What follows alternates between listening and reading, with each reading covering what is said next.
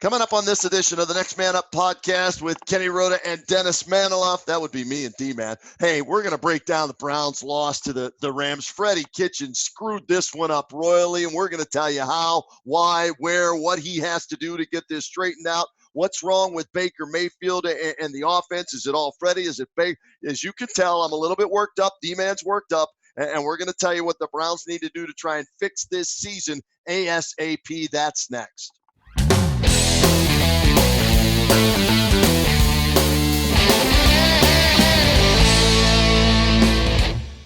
Welcome to another edition of the Next Man Up podcast here on the Press Play Podcast Network. Kenny Roda alongside Dennis Manoloff. D-Man, the Browns gave a valiant effort tonight on defense. The offense sucked, and they lost to the Rams 20-13. Freddie Kitchens got some splaining to do with his play calling and some sideline decisions, especially in that second half, don't you think? 100% Road, man. I can't get past the most egregious of them all. 4th and 9 from the Rams 40 with 9 and change to go in the game. And Freddie Kitchens calls for a Nick Chubb draw that gains 2 yards. Absolutely mind-boggling. I actually didn't have an issue with the decision to go for it. Right. In part because I think Kitchens was spooked by the Scottish Hammer shanking one when he was trying to pin the Rams deep. And so maybe that played into it. But even if it didn't, the fact that he went for it was not the issue. The issue was the horrendous play call. And after the game, I did a post-game show for WTAM. I said that I didn't want to hear what Kitchens had to say because nothing he could say would satisfy me. Well, guess what? I listened to what he said, and it made it even worse because he said, I take the blame. You know, he's talking about the overall play calling and the disjointed offense. He takes the blame. It's my fault. Don't blame anybody else. Okay, fine. Then he's talking about the draw play, and he doesn't like that play, and he takes the blame for that. And then I hear Baker Mayfield about the play, and he's saying, well, you guys in the media are trying to draw me into a controversy, and I'm not going to go there. He says, we run the play that's called. We need to execute the play that's called. Hey, Bake, no, you don't, okay? You are supposed to be on your way to being an elite quarterback. When you get a call that's that bad, you need to take one of the 3 timeouts that you have available, march over to the sideline and say, I am not running a draw play to Nick Chubb on 4th and 9 against the Rams at the Rams 40-yard line with the game on the line, period. But I don't want to hear this, well, we run the play, we got to execute. No. You're Baker Mayfield. You overrule every once in a while. But the overarching problem with this game is that Freddie Kitchens and the offense, once again, disjointed, disheveled, fits and starts, not really anywhere close to being smooth. And it leads you to wonder, is Freddie Kitchens overwhelmed with all that comes with being a head coach and calling plays on game day? What say you, Kenny Roda? D-Man, the beginning of the season, I picked the Browns to go 10-6. My biggest concern, though, with the team wasn't so much the players as it was Freddie Kitchens becoming a head coach for the first time at any level, at the NFL level. I mean, that normally doesn't happen, right? It's like you were to graduate from Northwestern, D-Man, and right out of Northwestern, you would be the lead writer and sports anchor on SportsCenter. It just doesn't happen that way. But with Freddie, that's what we're looking at right now. This is his first head coaching job. And in the first 3 weeks, he's had 2 horrible games. Game 1 against the Tennessee Titans. And then, this game against the Rams, which they still had a chance to at least tie and maybe force overtime. I don't know what I'm more upset with, D-Man. I agree with you. I had no problem with going for it on 4th and 9, but to run a draw play at the Rams 40-yard line, 4th and 9, and you have the entire field there, 40 yards to work with, plus the end, so you're looking at 50 yards. So that means there's open space there, and you've got Odell Beckham Jr. and you've got Jarvis Landry at your disposal. But then you get the ball 1st and goal from the 4-yard line, and you go empty backfield, and you throw it 4 consecutive times. You take Nick Chubb out of the backfield so there's no threat of a run, which is stupid in the first place. And how do you run the ball on 4th and 9 from midfield but you throw it 4 straight times where the field shrinks on 1st and goal from the 4. So I thought Freddie, I almost screwed up on both of those situations with his play calling, and then not to challenge the pass interference or non-pass interference call, which would have given him an extra down if he does challenge it and they overturn the call. So I thought Freddie Kitchens was out coached tonight, and he was the biggest reason the Browns fell to 1-2. They lose by only 7, and Freddie should not be able to sleep tonight and should be up 24/7 trying to figure out what the hell to do to put them in a better situation offensively to win football games. Yeah, and Freddie said as much. Again, I'm to blame, blame me. Well, you know what? At the NFL level, when there's only 16 regular season games available, falling on the sword only goes so far, because it gets to a point where your players start to go, well, you know what? If you're taking so much blame here, then maybe we don't have the right guy at the head of the snake. And that's what concerns me. I mean, there's only so many times if I'm a player under a coach, I want to hear the coach say, I blew it, my bad, okay? And we've already had a season's worth of my bads from Freddie Kitchens through 3 games. And the fact of the matter, you want to say I'm panicking when I say this, when I say what I'm about to say, go right ahead. I'm simply saying that when you have 3 out of 16 down, this is not like 3 out of 162 or 3 out of 82. 3 out of 16 are done. And you have an offense that doesn't even resemble what we saw in the second half last year. Granted, pressure was off, fast and loose, opponents were beat up, all of that, and expectations through the roof this year. Fine. But that still doesn't excuse the not even close to a facsimile of an offense from this year to last year, or last year to this year. So I'm saying it's one of 2 things.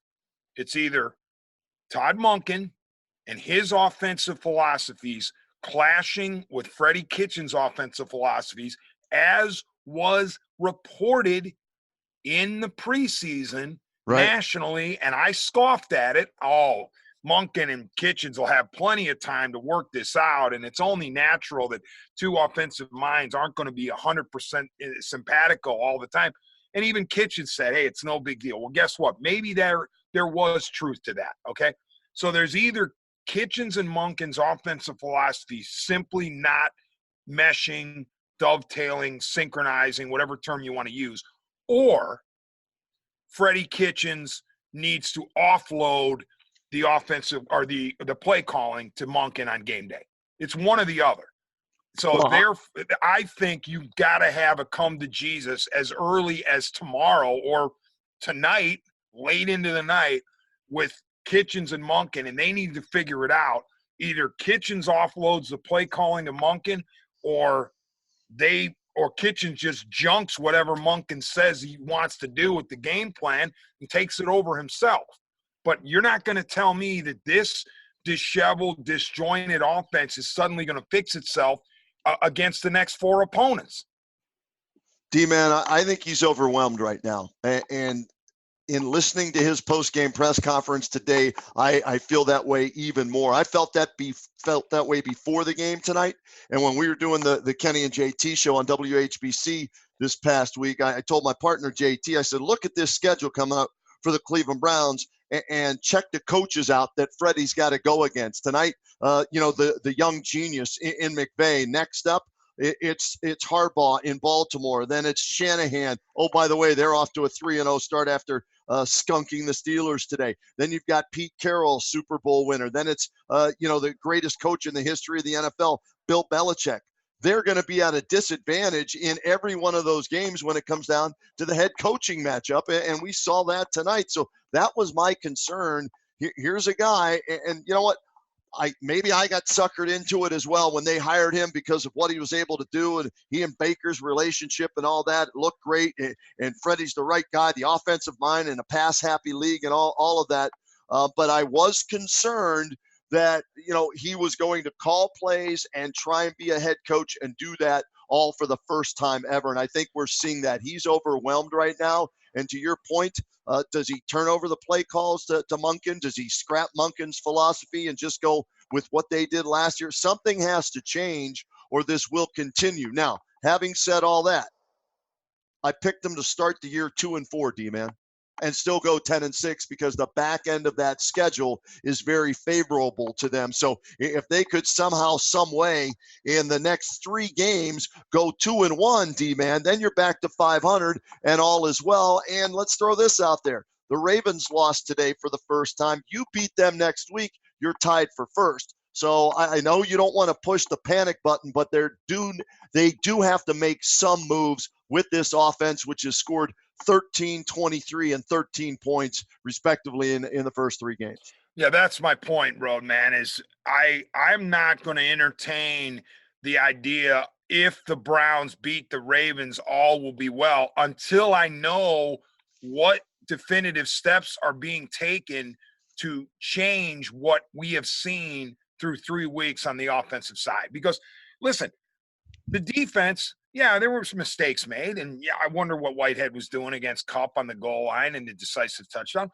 But if you're the Browns defense and you hold the Rams, the defending NFC champion Rams, and their offense and their firepower to 20 points, you should win the game. Yeah. So I don't want to hear about defensive breakdown here or defensive mistake there or penalty on the defense here or there. No.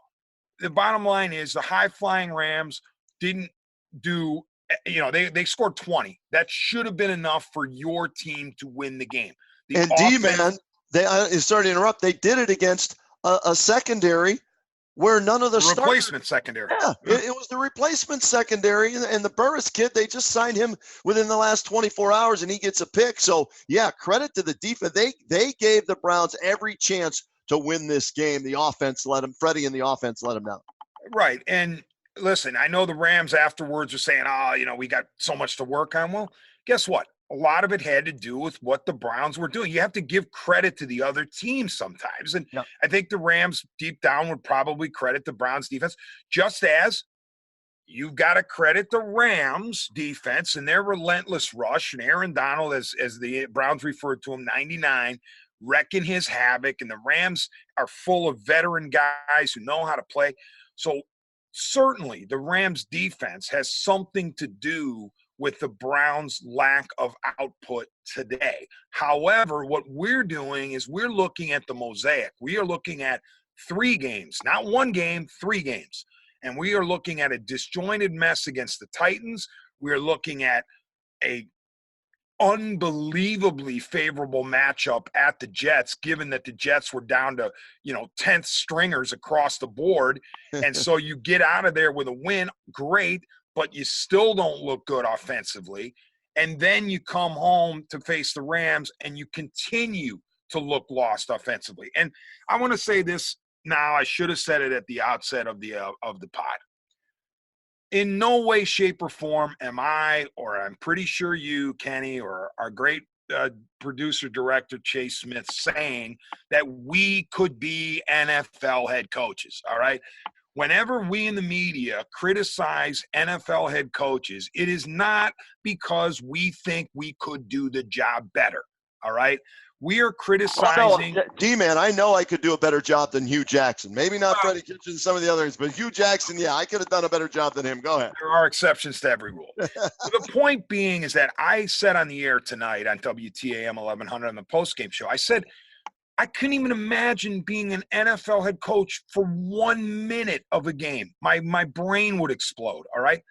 We are judging Freddie Kitchens vis-a-vis his peers, not the general public, okay? Just as when you criticize a player, you're not criticizing the player versus a guy on the street or a girl on the street, because we know that player is infinitesimally better than any of the public. We're judging the player based on his peers. And right now, Freddie Kitchens is lost, or at least he looks lost, based on the body of evidence. And believe me, there's no shame in admitting it, all right? And Freddie Kitchens is all but admitting it with all the apologies. He's pretty much saying, I am underwater right now because too much is happening in the game, and I'm not ready for it. Couple more examples from tonight. You hear Freddie in the postgame. He's asked directly, about the pass interference committed by the Rams on the sideline? And did you consider challenging the no call to Right.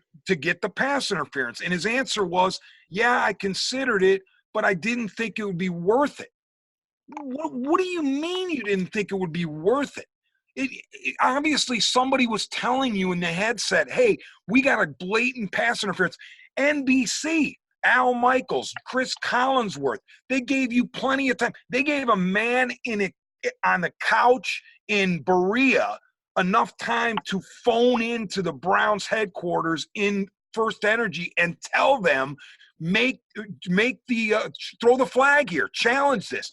At the very least, again, you get the call, you get a redo on second down. Instead, it goes to 3rd and 9. You Right. run the screen to Chubb, which they'd already seen on the other side of the field. They diagnose that for a no gain. And then the next thing you know, you trump yourself by going Chubb draw on 4th and 9. So that whole series is a microcosm of what we're talking about, where it looks like the game is moving too fast for Freddie as a head coach. And then we go to 1st and goal. You had mentioned no Chubb, at least to fake to, okay? I'll throw another one in there.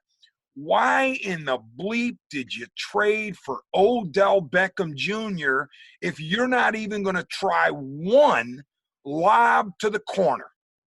Just one. Now, maybe there was one of those called and Mayfield saw defense he didn't like, or they shaded over to OBJ and he didn't want to throw a pick or whatever.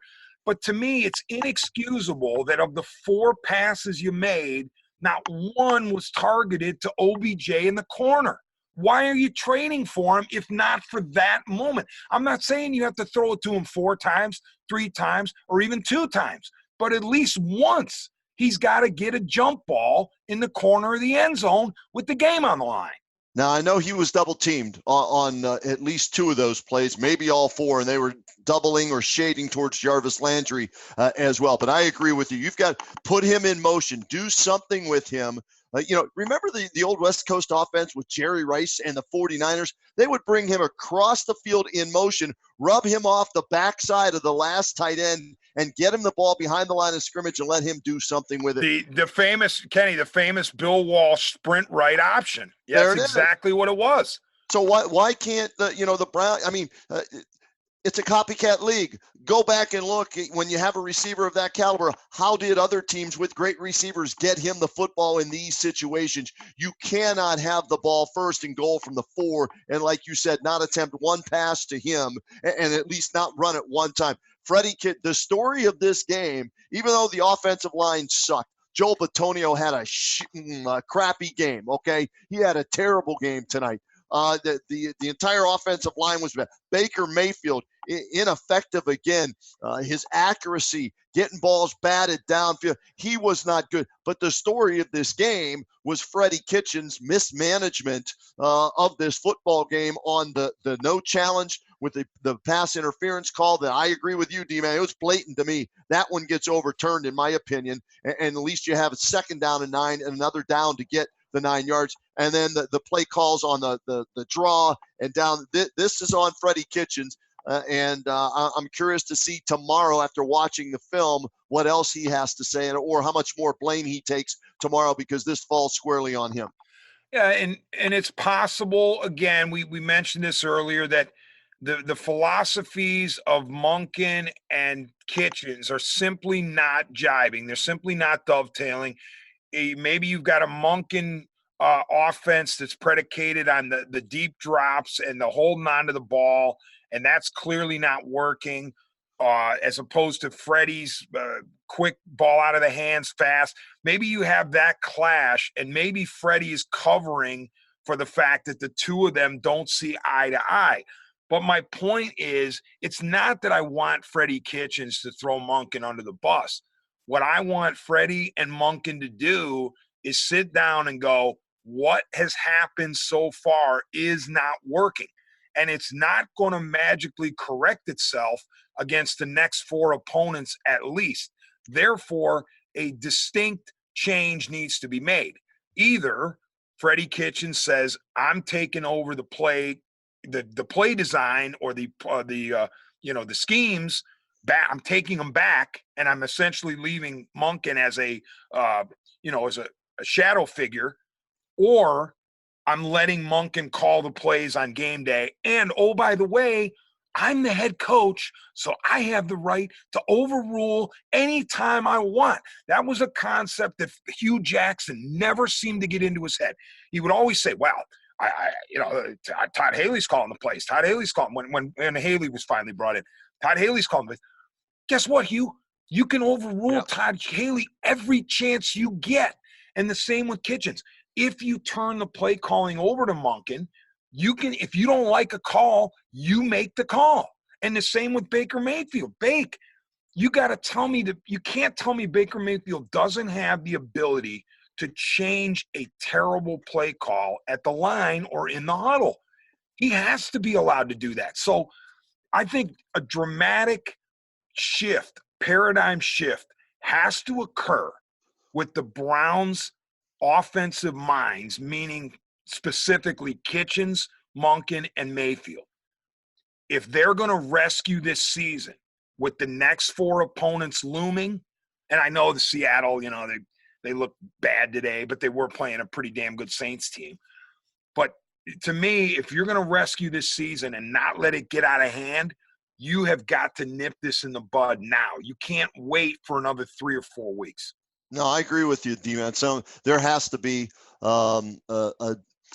they have to make major changes to get this offense on track. The defense has played well in all 3 games. Forget the final score against the Titans, right? The defense played pretty well in that game. Not great, but pretty well. And they played very well against a crappy Jets team, and they played outstanding tonight with none of the starters in the secondary going up against the Super Bowl runners-up. So the defense, Myles Garrett with a strip sack and a fumble tonight that turns into a touchdown eventually. He's got 6 sacks through 3 games. Joe Schobert had a decent game tonight and has had a better start to this season than the way he played last year. So the defense has done a nice job. The offense, they have to get it going, and Baker Mayfield's got to get it going too. Maybe it's because of Freddie's play calling, but Baker right now, I just did some quick math, D-Man, 3 touchdown passes, 5 interceptions, 11 sacks through the first 3 games for Baker Mayfield. He's got a quarterback rating of 70.33. Last year, he was a 93.7 for the entire season. So his numbers are down. He's struggling. The offense is struggling. Nick Chubb ran the ball well. Again, that's what really pisses me off is you didn't give Chubb at least 1 carry down there on first or second down when you had 3 timeouts in your pocket to use. Instead, what do? You get to take him to practice tomorrow and use him in practice because you didn't use him in the game. So, Freddie, again, it's just it all comes back. Same thing, goes back to Freddie Kitchens. And you're right. They wound up using one of the 3, and right. Left 2 on the table. But you're right. No threat of the run there is inexcusable, especially when you were willing to go 4th and 9 on a draw. By the way, speaking of Jake Trotter, I got a text that has a tweet from Jake Trotter. He covers the Browns for ESPN, I believe. He says, so since ESPN began video tracking the NFL in 2007, there has never been a draw play called on 4th and 9 or more, according to ESPN stats and info. That would be 13 years now? So, I mean, come on now. The element of surprise, D-Man. That's what he was going with there. And that's, again, I get where Baker's trying to keep his coach, shield his coach. If we just execute, we need to execute. We need to execute the play that's called, block the play that's called. To a point. It sounds great, but at some point, Baker Mayfield, who's got an incredible football IQ by all accounts, has to go, what? We're going to do what? We're not running a draw to Nick Chubb on 4th down. Timeout. And go over there and go, no, we're doing something else. And like you said, no motioning of Beckham and the 1st, 2nd, 3rd, and 4th down in goal. It speaks of, or it smacks of a guy in Freddie Kitchens who I'm not saying that it's necessarily his fault, but the game is moving too fast with all the things he has to think about.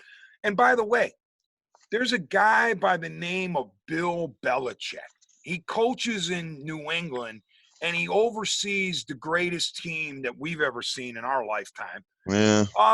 Let me see. Does Bill Belichick call the plays? No, he doesn't. Does Bill Belichick have veto power on anything that Josh McDaniels calls? Of course he does. But Bill Belichick doesn't even call his own plays. Just because the boy genius, McVay, is able to do it doesn't mean everybody's able to do it. And Right. I'm not saying that just maybe Freddie Kitchens in game 14 is suddenly going to get the hang of doing it all at once.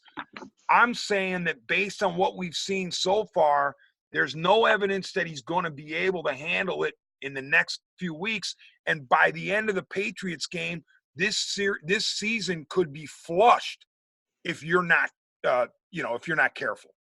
Like I said, D, and I get where you're coming from, and we agree on most things here. I had them, like I said, going 2-4 through the first 6 because of the schedule and being able to rebound and go 8-2 the rest of the way. I know that's tough to do, to win 8 of your last 10 games, especially if you start 2-4. But the back end of that schedule really favors them. So, Roadman, let me jump in. Let me ask you this. Yeah. Did you have them going 2-4 knowing or thinking that the offense would look like this through 3 games? Not this bad. I thought they would need a few games to get on the same page with everybody. Okay. With OBJ and Baker and Freddie as the coach. But I didn't think, we'd be discussing a team that scored 13 points in 2 out of its first 3 games. I thought maybe they'd be more efficient on offense and they'd be closer games, higher scoring games, but I still had them going 2-4. Another thing that's alarming, Roadman, is the red zone. Okay. Last season, second half of last season, what duo was arguably the best in the NFL in the red zone? Oh, that's right. Kitchens and Mayfield. Right. This year, you're not seeing anything close to that in the red zone. And to me, I hate to pile on, but I'm going to. That speaks to a head coach who's not able to think all the way 100% undivided attention on the play calls, and instead he isn't quite 100% focused on the calls that he needs to make, and you see what you saw at the end of the game. So I get where players play, and all the coaches can do is they can only do a certain amount. Your players need to do things, and I'm sure that the Browns players could point to mistakes that they made that if they wouldn't have made those mistakes, we wouldn't be talking about Freddie Kitchens right now. But guess what? When you have what looks to be a coach who's overwhelmed, you have no choice but to call it out. You can't sweep it under the rug and say, well, if the players would have just played better, we wouldn't be talking about Freddie Kitchens. Because the reality is we have to talk about Freddie Kitchens. D-Man, I'm going to throw, I guess, why not? Let's pile on Freddie Kitchens a little bit more. He deserves it. D-Man, you ready for this? Yes.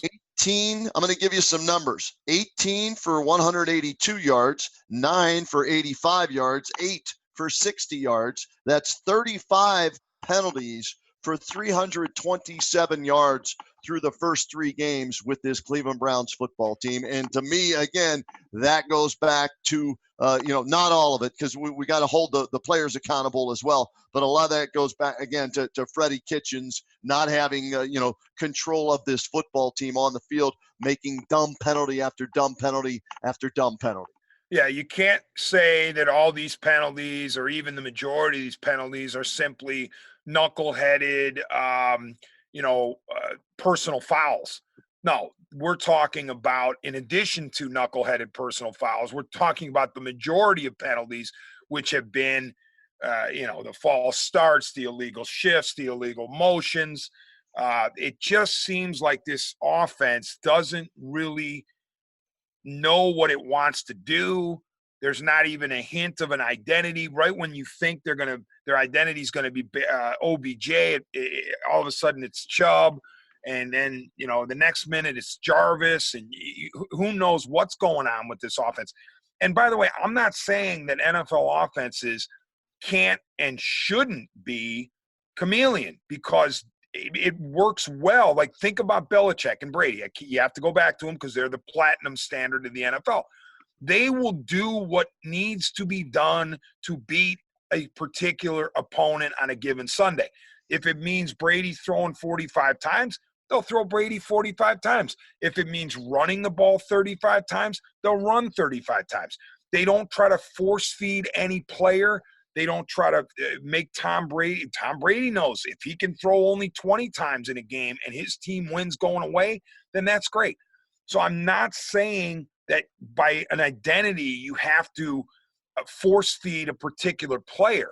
But you and I and Chase and Browns fans all over the world have watched this offense for 3 games in 2019, 3 that count, and you just don't have any feel for any sort of – it just seems like a bunch of stuff is being thrown at the wall and hoping some of it sticks.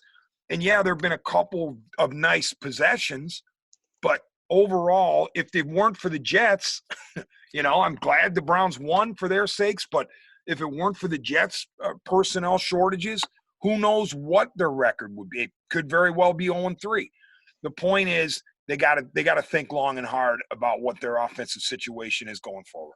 No, I agree with you, D, man. They got a short week. I mean, it's not like a Monday night game short week, but you played the late game on Sunday night, so the recovery time is less. You got to get after it again. It's a short, and then you play a 1:00 game next week. At Baltimore, you're traveling again. You're 0-2 at home. How about that? The importance of winning at home. We talked about that all off season long. What do you want to do? You want to win at home, win within your division, and play 500 football on the road. You do that, you go 10-6, you got a shot at making the playoffs. Well, they're not winning at home. They're 0-2 right now.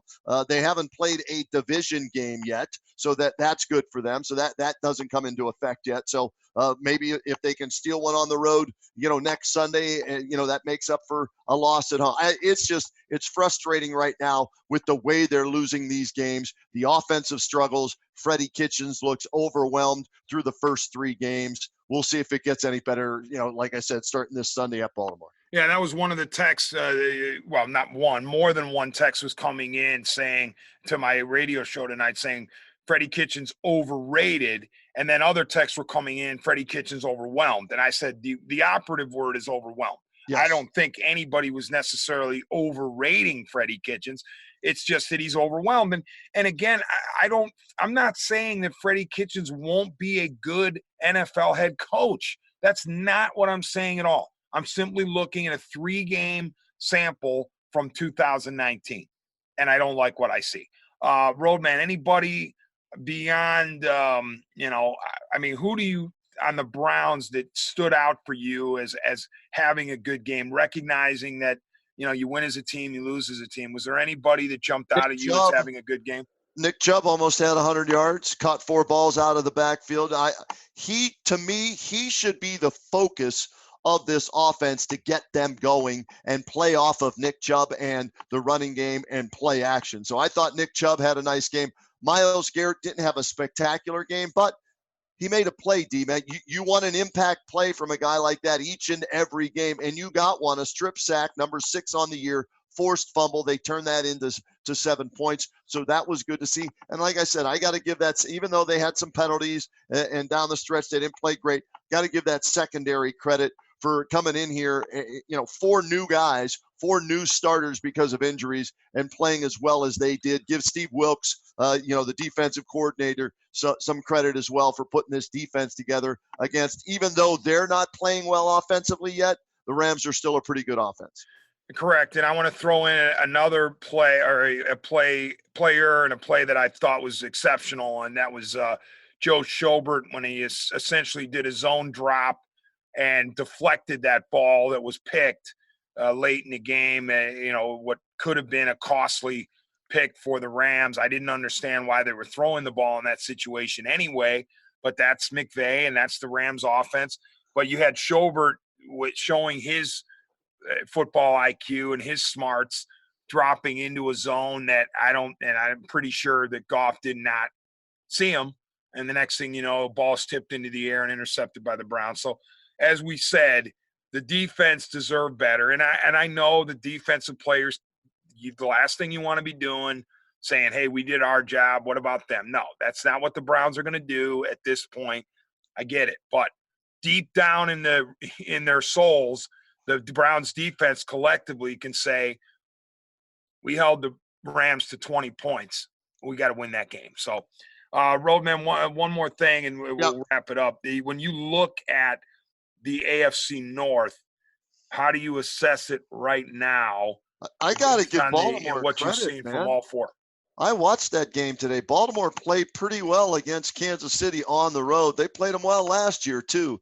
Lamar Jackson, he brought them back. They were within striking distance down the stretch. I still am not a believer. I don't think he can withstand the punishment of running and playing that style of football all season long. But right now, you got to say Baltimore's the best team in the division through 3 games. The Browns are the runners up at this point, and Cincinnati and Pittsburgh stink right now. The Steelers' offense, Mason Rudolph is not the answer. I watched that game today too. Cincinnati's a bad football team. So, hopefully you're looking at this from the Browns' perspective. Like I said, that's 4 wins right there that you should get. And if you can split with Baltimore, right, you go 5-1 in the division, just like maybe Baltimore does. That puts you in contention for the division championship. So that's the way I have it. I didn't believe in Baltimore before the season started. Right now, through 3 weeks, I can only go by what I see, to quote Bill Belichick, right? And what I see so far, Baltimore, the best team in the division, the Browns, the runners up at this point. Yeah, and the key to this too is I understand that 1 week can change the outlook on a season, but I just don't think the Browns can go into Baltimore and say, hey, you know what? It's going to click for us. I mean, something has to be done proactively in order to make this happen. You can't just expect to get better with the status quo, just somehow finding its footing, and all of a sudden this offense is going to look like a machine or run like a machine. I think they're at a point now where it's not too early to take stock and recognize that things got to change. So, Roadman, I'm sorry, go ahead. Yeah. You brought up, the red zone, third down / 4th down efficiency through the first 3 games, 11 for 43 on offense, the Browns on third down efficiency. You got to stay out on the field. You got to let your defense get some rest. You got to keep drives alive out there. And that's playing into this, 13 points in 2 out of the 3 games. And we go back to Freddie Kitchens. He's got to figure something out. If I don't think anybody will think less of him, D-Man, if he were to come out and say, you know what, I've got to take a step back and let Todd Monken call the plays here. I'm going to work on the game plan with him and all that. But once the game comes around, Todd's going to – I don't think anybody would think less of him. We'll see if he has the cojones to do that or thinks that's what is necessary to do. It'll be an interesting week in Berea. Right. And Kenny, I know that those of us who supported Kitchens, that would be me. I mean, me too. I know somebody can say, well, if you take away the play calling from Kitchens on game day, then you're taking away the main reason he got the head coaching job. A fair point. But if you really step back, you say, look, it doesn't mean that Freddie Kitchens is a bad play caller. That's not what we're saying. What we're saying is he may well need to clear the deck in his brain and allow it to just focus on play calling. Or I want to be the NFL head coach for sure, no doubt, but I've got to offload the play calling. So one or the other to me has to happen. You're either Freddie Kitchens with your offense and Todd Monken, it's nice knowing you can stick around, but you're going to be a figurehead. Or Todd, you're a very smart guy and you're well known and well recognized for having a great offensive mind. You're taking over the game day play calling, and I'm going to be the NFL head coach without that. So, but something has to change. And I still think, here's the thing. If changes are made, I believe the Browns can save their season, but you can't wait too much longer, because then all of a sudden you played 5-6 games out of a 16-game schedule, and you're underwater. Roadman, thanks a lot for staying up late, and Chase, you as well. And this was a tough one because here's the other thing too, Roadman. I'll leave you with this. It'd be one thing if they were 1-2 and you knew they didn't have the talent to hang with either the Titans or the Rams. But clearly, even though the Titans blew their doors off, it got out of hand in the fourth quarter. It was relatively competitive. And the Titans, oh, by the way, are 1-2.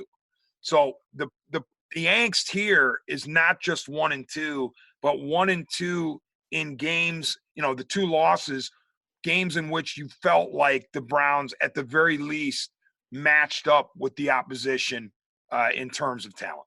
All right, we'll see how this plays out as this season unfolds. D-Man, always a pleasure. That's the latest edition of the Next Man Up podcast. Thanks going out to our executive producer, Chase Smith. Fabulous job. We'll be back again after next week's game against the Baltimore Ravens to see if Freddie gets things on track or if the Browns fall to 1-3.